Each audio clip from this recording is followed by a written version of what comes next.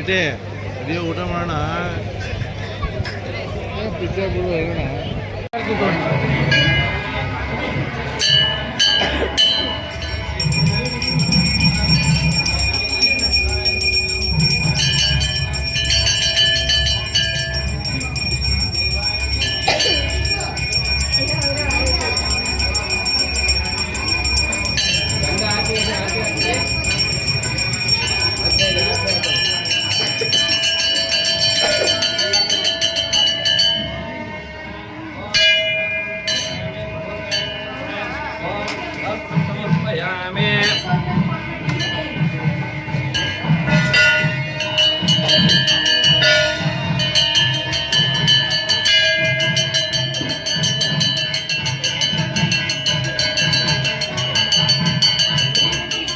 ಶಾಸ್ತ್ರಿಗಳು ಅಂತ ಕೆರಗೋಡು ಕ್ಷೇತ್ರ.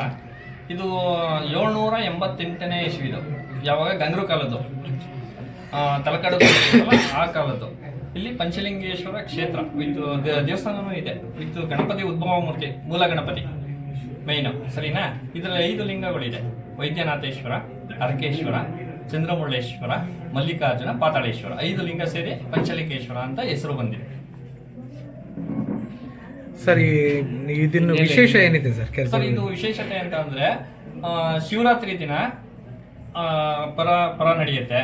ಆಮೇಲೆ 5 ಪೂಜೆಗಳು ನಡೆಯುತ್ತೆ, ಸರಿನಾ? 5 ಪೂಜೆ ನಡೆದಾಗ ಲಾಸ್ಟ್ ಅಲ್ಲಿ 6:45ಕ್ಕೆ 6 ಗಂಟೆಯಿಂದ ಸ್ಟಾರ್ಟ್ ಆಗುತ್ತೆ. ಎಲ್ಲಿ? ಮಂಡ್ಯ ಡಿಸ್ಟಿಕ್ ಅಲ್ಲಿ 6 ಗಂಟೆಯಿಂದ ಸ್ಟಾರ್ಟ್ ಆಗಿ 7 ಗಂಟೆ ಒಳಗಡೆ ಸೂರ್ಯನ ರೇಷ್ಮೆ ಬೀಳುತ್ತೆ. ಎಲ್ಲಿ? ಫಸ್ಟ್ ಗಣಪತಿಗೆ ಬಿದ್ದು, ಆಮೇಲೆ ಒಳಗಡೆ ಶಿವನಿಗೆ ಬಿದ್ದು, ಆಮೇಲೆ ಹೊರಟೋಗುತ್ತೆ. ಅಷ್ಟೊತ್ತಿಗೆ ನಾವು ಮಹಾಮಂಗಳಾರತಿ ರೆಡಿಯಾಗಿ ಪೂಜೆ ಮಾಡಬೇಕು. ಅದು ಶಿವರಾತ್ರಿ ಟೈಮಲ್ಲಿ ಮಾತ್ರ? ಶಿವರಾತ್ರಿ ಟೈಮ್ ಮಾತ್ರ. ಫಸ್ಟ್ ಬಿಡೋದು ಗೌರಿ ಗಂಗಾಧರೇಶ್ವರ, ಎಲ್ಲಿ? ಬೆಂಗಳೂರು. ಎಲ್ಲಿ? ಯಾವ ಟೈಮು? ಇವಾಗ ಶಿವರಾತ್ರಿ ಟೈಮ್ ಇರೋದ್ರಿಂದ ಇಲ್ಲಿ ಕೆರಗೋಡಲ್ಲಿ ಬೀಳುತ್ತೆ. Okay sir, thank you. Shri Panchalingeshwara Swamy ಸನ್ನಿಧಿಯಲ್ಲಿ ಈ ದಿನ ಶಿವರಾತ್ರಿ ಹಬ್ಬದ ಪ್ರಯುಕ್ತ ದೀಪೋತ್ಸವ ನಡೀತಾ ಇದೆ. ನಾಳೆ ಬೆಳಿಗ್ಗೆ 10 ಗಂಟೆಗೆ ಬಾಯಿ ಬೀಗದ ವ್ಯವಸ್ಥೆ. ಮನೆ ದೇವರ ದೇವಸ್ಥಾನಗಳಿಂದ 4 ಮನೆ ದೇವರ ದೇವಸ್ಥಾನದಿಂದ ಬಾಯಿ ಬೀಗ ವ್ಯವಸ್ಥೆ ಇರ್ತದೆ. ಜೊತೆಗೆ ತೇರಿನ ಉತ್ಸವವೂ ಸಹ ಇರುತ್ತದೆ. ಈ ಥರ ಕಾರ್ಯಕ್ರಮವನ್ನು ಸುಮಾರು ವರ್ಷಗಳಿಂದ ನಡೆಸ್ಕೊ ಬಂದಿರ್ತೀವಿ. ಈಗ ಇನ್ನೂ ಹೆಚ್ಚಿನ ರೀತಿಯಲ್ಲಿ ನಡೆಸಬೇಕೆಂದು ಆ ದೇವರಲ್ಲಿ ಪ್ರಾರ್ಥಿಸ್ಕೊಳ್ತೀವಿ. ಭಕ್ತಾದಿಗಳು ಎಷ್ಟು ಜನ?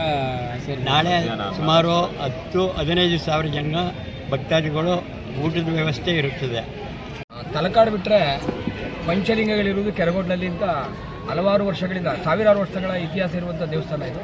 ತಲಕಾಡು ಬಿಟ್ಟರೆ ಪಂಚಲಿಂಗೇಶ್ವರ ದೇವಸ್ಥಾನ ಇದು. ಪಂಚಲಿಂಗಗಳಿರುವುದು ಕೆರಗೋಡಲ್ಲಿ ಮಾತ್ರ.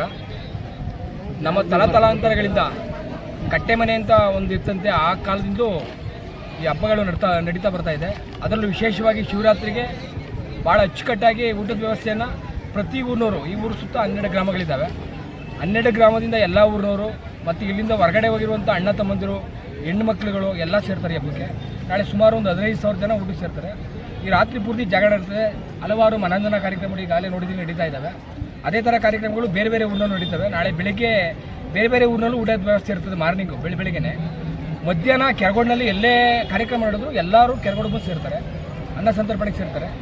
ಈ ಶಿವರಾತ್ರಿ ಹಬ್ಬ ವಿಶೇಷವಾಗಿ ತಲಾಂತರಗಳಿಂದ ಬಹಳ ವರ್ಷಗಳಿಂದ ನಡೀತಾ ಬರ್ತಾ ಇದೆ.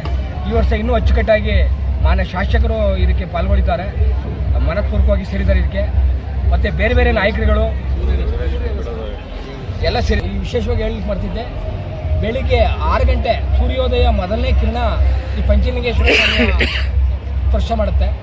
ಇದು ಗವಿಗಂಗಾಧರೇಶ್ವರ ದೇವಸ್ಥಾನ ನಡೀತದಲ್ಲ ಬೆಂಗಳೂರಿನಲ್ಲಿ, ಅದೇ ಥರ ಇಲ್ಲಿ ನಡೀತದೆ. ಅದಕ್ಕೆ ಬೆಳಗ್ಗೆ ಸಾಕಷ್ಟು ಜನ ಸೇರ್ತಾರೆ.